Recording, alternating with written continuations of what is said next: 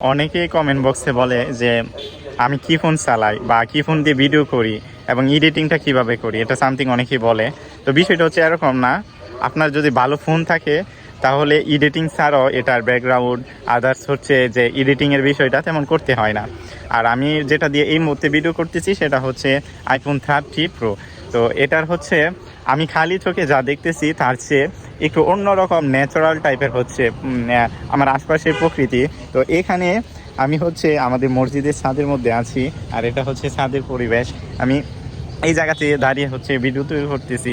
বিষয়টা এইটুকু বলি যে এডিটিংয়ের একটা ব্যাপার স্যাপার থাকে, তার পাশাপাশি হচ্ছে আপনার ফোনের যে রেজুলেশন এবং হচ্ছে সূর্যর অপোজিট পাশ থেকে আপনি যখন ভিডিও করবেন তখন আপনার ফেসের সাথে আপনার সূর্যের কিরণ আপনার মুখে যখন পড়বে তখন আপনার ভিডিওটা মেক করতে অনেকটা সৌন্দর্য ভোগ করবেন। আপনি যদি দেখতেছেন সূর্য আপনার সামনে দিয়ে আপনার মুখের মধ্যে পড়তেছে, আপনি যদি এভাবে উল্টা করেন তাহলে আপনাকে অন্ধকার দেখা দেবে। যেমন দেখেন এখন আমাকে অন্ধকার লাগতেছে আর আমি এদিকে ঘুরে যাচ্ছি, আমাকে কিন্তু একদম ক্লিয়ার দেখা যাচ্ছে।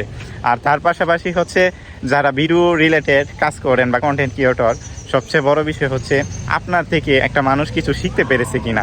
যদি মনে করেন আপনি একজন মানুষকে কিছু শিখাতে পারেন আপনার ভিডিও থেকে, তাহলে মনে করেন আপনার ভিডিও কোয়ালিটি এত ভালো লাগবে না, এত হাই জেনারেশনের ফোনও লাগবে না, 1,50,000 টাকার ফোনও লাগবে না, সাধারণ ফোন দিয়ে করতে পারবেন।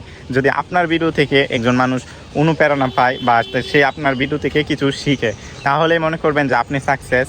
আর আপনার ভিডিওতে গঠনমূলক কমেন্ট যখন আসবে, কিছু মানুষ যখন ভালো রিভিউ দিবে, তখন আপনার মধ্যে অনুপ্রেরণা হবে। প্রথমত চেষ্টা করবেন মোটিভেশনাল ভিডিও করার জন্য অথবা ফানি ভিডিও করার জন্য বা শিক্ষামূলক ভিডিও করার জন্য। এই সকল ভিডিও হচ্ছে মানুষ খুব পছন্দ করে। তো সবসময় চেষ্টা করবেন মানুষকে ভালো কিছু শিক্ষা দেওয়ার জন্য অথবা হচ্ছে তাদেরকে হাসি রিলেটেড ভিডিও উপহার দেওয়ার জন্য, তাহলে আপনার উপর মানুষ সন্তুষ্ট থাকবে বা খুশি হবে। তো সেই ক্ষেত্রে সবসময় খেয়াল করবেন সবাইকে ভালো ভালো ভিডিও উপহার দেওয়ার জন্য, তাহলে আপনি কন্টেন্ট ক্রিয়েটর হতে গেলে এই বিষয়টা সবচেয়ে বেশি খেয়াল রাখবেন। সুতরাং আমি কন্টেন্ট ক্রিয়েটর না, তবে আমার কাছে ভালো লাগে ভিডিও মেক করতে, ঘোরাফেরা করতে, আমাদের গ্রামের পরিবেশের মধ্যে চলাফেরা করতে। তো এমনিতে পার্সোনালি হচ্ছে কথা বলে অভ্যাস, তবে এরকম না যে ভিডিও মেক করি বা আদার্স অন্য কাজ টাজ এভরিথিং অন্য কিছু করি, সেম বিষয়গুলো হচ্ছে এরকম।